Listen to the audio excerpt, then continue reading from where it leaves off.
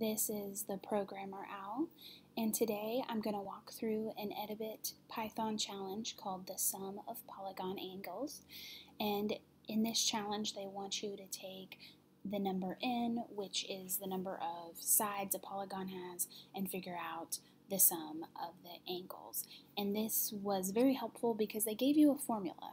So it's basically just kind of plugging in that formula and returning that to define this function. So the formula will be n minus 2 times 180.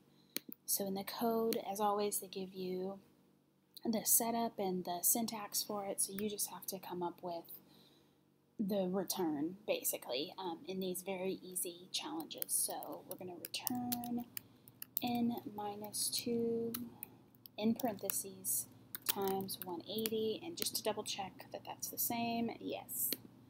So, and for those of you who don't know, that instead of using x like this, that's not going to multiply. It's the asterisk above the 8 that gets it to multiply. And that should work. Let's see if I was correct.